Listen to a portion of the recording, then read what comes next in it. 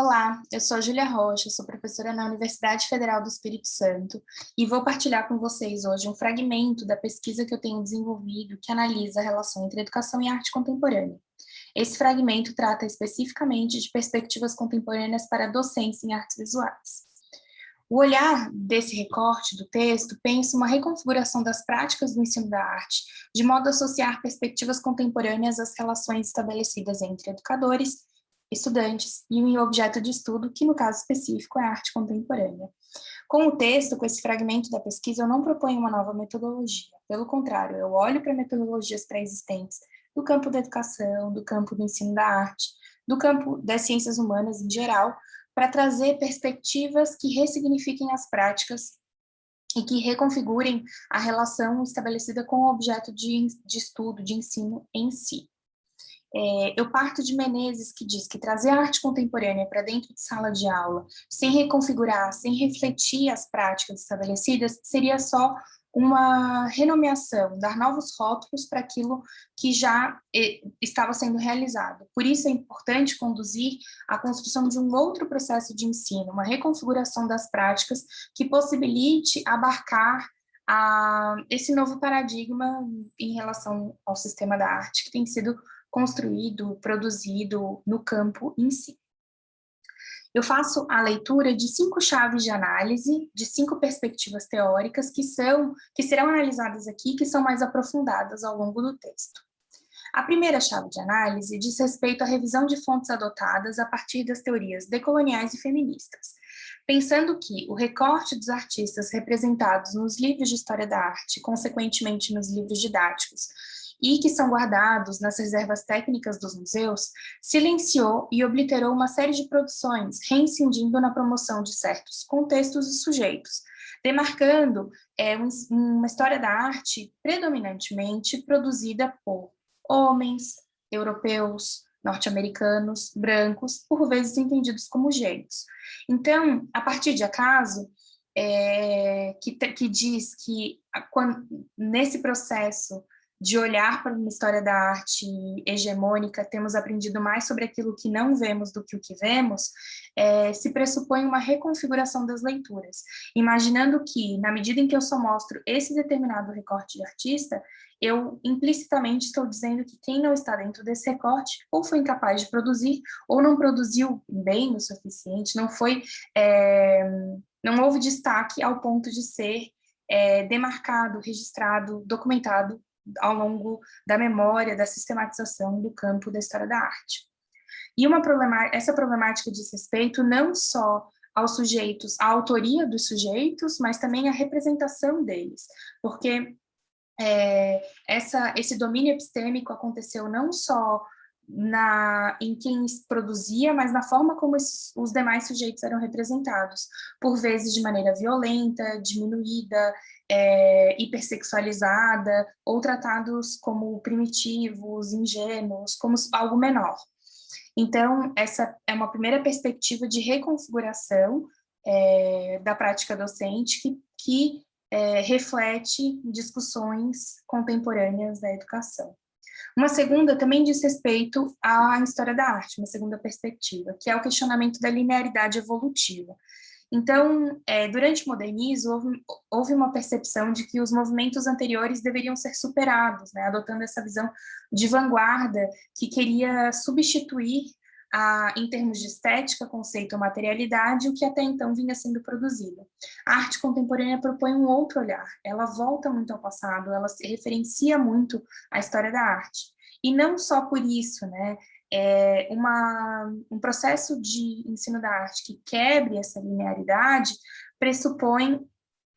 um olhar que encontra em diferentes tempos, momentos ou sujeitos reflexos daquilo que se pensa na contemporaneidade ou que se pensou no passado. Com isso, se propõe que os arte-educadores transpassem variados contextos, relacionando-os e confrontando-os entre si, atravessem diferentes tempos, evidenciando os encontros e fricções entre produções de outros períodos, e investiguem múltiplos autores, demarcando como as respostas para perguntas semelhantes podem ser complexas e variáveis. Uma terceira perspectiva olha para a pedagogia de projetos como uma possibilidade de metodologia de ensino, e com isso Consequentemente, se reconfiguram as práticas avaliativas. Nessa abordagem, se possibilita descentralizar o processo educativo da figura ou do professor ou do estudante, como aconteceu ao longo do processo histórico da educação, e se olha para esses dois sujeitos de maneira mais horizontalizada, pensando inclusive o professor como um mediador entre estudante e conhecimento, no nosso caso, as artes visuais. Então, a pesquisa, a investigação é adotada como uma metodologia e o processo de ensino, ele acontece de maneira se reconfigurando ao longo do percurso, havendo um constante debate de ideias, uma negociação das práticas que vão sendo realizadas por todos os sujeitos implicados na prática educativa. Essa reconfiguração pressupõe, acaba sendo refletida, uma reconfiguração também da prática avaliativa, que acontece de maneira processual, formativa, e que não está centrada, não é unidirecional aos estudantes, não. Ela acontece tanto de maneira particular, quanto de maneira coletiva, olhando inclusive para a prática dos professores. Um quarto ponto busca descentralizar a arte, o ensino da arte dos exercícios manuais e busca uma valorização da processualidade. Então, houve, ao longo do processo histórico do ensino da arte, um predomínio no ensino tradicional, tecnicista ou modernista, da criação de produtos entendidos como belos, funcionais ou decorativos, associando a arte à imagem de uma estética ornamental que não necessariamente corresponde à arte hoje, que não necessariamente corresponde à arte de outros períodos também. Então, com isso, professores objetivavam o domínio do maior número de técnicas possíveis, por vezes obliterando o aspecto autoral dos alunos, relendo a prática dos artistas e recriando tal e qual. E também negligenciando a perspectiva teórica que o campo da arte tem, adotando dentro do ensino da arte uma perspectiva puramente prática. E com isso, não há uma negativa dentro do texto, dentro da pesquisa, dos processos manuais, mas uma intenção de alargamento em relação à forma como o ensino da arte é encarado. O quinto ponto, e último, é a ampliação da inclusão da imagem e a analogia com estudos críticos da visualidade, pensando que vivemos hoje no mundo imagem, demarcado por Maria Caso como um mundo em que sofremos um constante terrorismo visual, que cria analogias da imagem na nossa vida em relação ao medo, ao desejo e à dependência. Então, a imagem entra hoje no ensino da arte, já tem entrado desde o final da década de 80, claro, mas ela entra hoje de maneira mais alargada por conta do desenvolvimento dos processos tecnológicos, dos equipamentos tecnológicos, e de, na palma da mão, a gente carregar equipamentos que nos conduzem, nos fazem consumir muito mais imagens do que anteriormente. E essas imagens têm cada vez mais associado esse terrorismo visual. Então, o ensino da arte assume esse compromisso de trabalhar a crítica em relação a esse mundo imagem, cada vez de maneira mais difusa, cada vez de maneira mais central, na verdade. Por fim, então, o olhar para essas perspectivas possibilita uma reconfiguração dos papéis assumidos pelos arte-educadores e estudantes, buscando uma associação do campo do ensino da arte com o campo da arte em geral.